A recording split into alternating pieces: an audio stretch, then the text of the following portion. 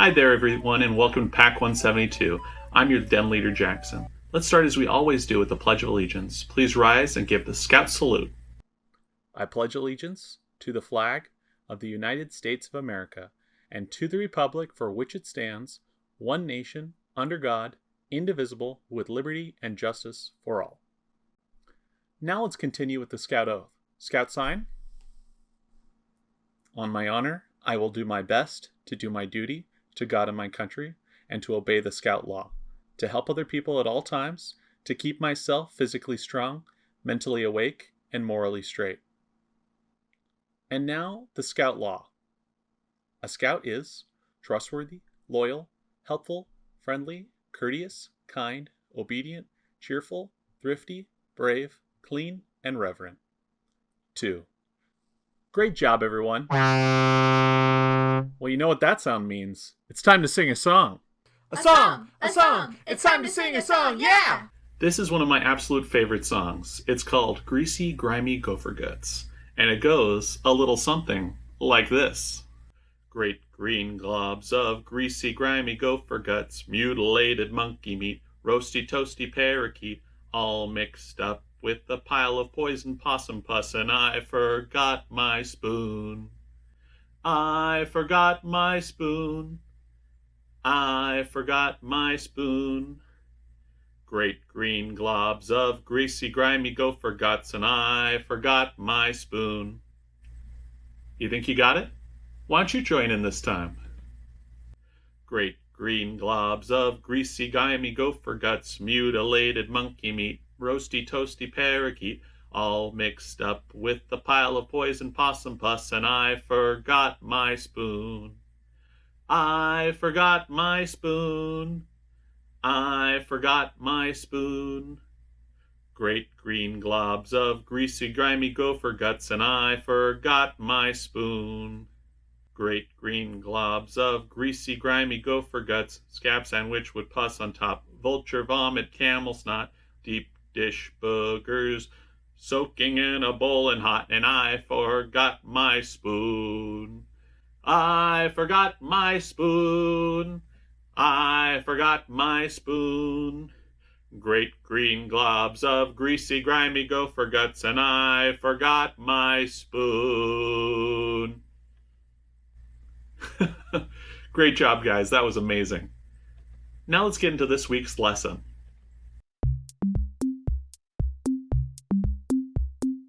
Our bodies are pretty amazing. Day after day they work hard, digesting food, pumping blood and oxygen, sending signals from our brains, and much more. But there is a group of tiny invaders that can make our bodies sick, and they're called germs. Some kids may think that germs are bugs or cooties or other gross stuff, but actually germs are tiny organisms or living things that can cause disease.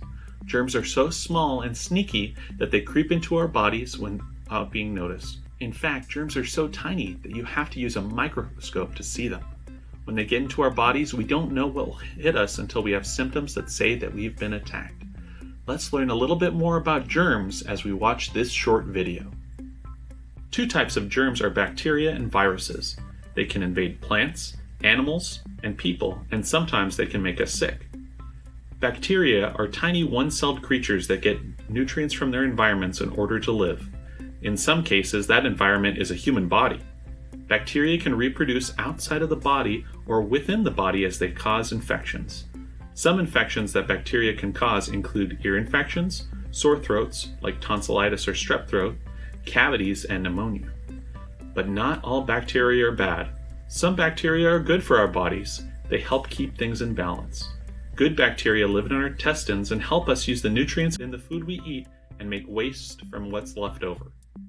We couldn't make most of a healthy meal without these important helper germs. Some bacteria are also used by scientists in labs to produce medicines and vaccines. Viruses need to be inside living cells to grow and reproduce. Most viruses can't survive very long if they're not inside a living thing like a plant, animal, or person. Whatever a virus lives in is called its host. When viruses get inside people's bodies, they can spread and make people sick. Because some viruses can live for a short time on something like a doorknob or countertop, be sure to wash your hands regularly. Most germs are spread through the air in sneezes, coughs, or even breaths. Germs can also spread in sweat, saliva, and blood. Some pass from person to person by touching something that is contaminated, like shaking hands with someone who has a cold and then touching your own nose. Remember the words that germs fear: soap and water. Washing your hands well and often is the best way to beat these tiny warriors. Wash your hands every time you cough or sneeze, before you eat or prepare foods, after you use the bathroom, after you touch animals and pets, after you play outside, and after you visit a sick relative or friend. Another way to fight and prevent infections is to make sure you get all the routine immunizations from your doctor. No one likes shots, but these can help keep your immune system strong and prepared to battle germs. You can also keep your immune system strong and healthy by eating well, exercising regularly, and getting good sleep. This will help you to be prepared to fight germs that cause illness. There is a right way to wash your hands. Use warm water and soap and rub your hands together for at least 15 seconds, which is about as long as it takes to sing happy birthday. Cover your nose and mouth when you sneeze, and cover your mouth when you cough to keep from spreading germs. If you have to cough, it's best to do it in your elbow so you're not contaminating your hands.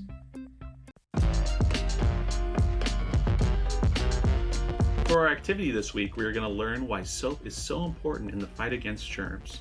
We are going to need a bowl, some water, some pepper, and a little bit of dish soap. First, we're going to fill a bowl with water, and then put a little bit of pepper into the water. Look at how the smaller pieces of the pepper, when you crack it in there, float right on the top of the water. This pepper is like germs that can live on the surface of our skin.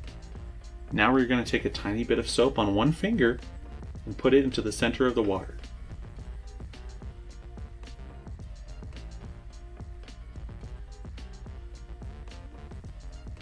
And look how those germs scatter away from where we dip the soap into the water. Isn't that amazing? Yes, this pepper isn't full of germs, but this experiment shows us how soap and water interact. When soap is added to the water, it lowers the surface tension of the water and makes the water molecules pull away from where you added the soap. The pepper just lets us see this happening. Have you heard about the Hawkeye Area Council State Camp 2020? Starting in 2 weeks, the council will be offering 4 week-long camps full of fun activities and adventures that you can do at home while following along with videos just like this one. Week 1 is Science Matters, where we'll be exploring space, digging for dinosaurs, solving mysteries with forensics, meeting real scientists, and playing with physics. Registration is now open at hawkeye.org/stay-camp, so have your parents sign you up now. That's it for this episode of Pack 172. Please like our Facebook page, subscribe to the show on YouTube, and have your parents email jackson.wright@scouting.org to share your favorite camp songs and videos of you reciting the Scout Oath and Law. Until next time, keep washing your hands, keep watering your plants, keep learning, and keep on scouting. Bye-bye!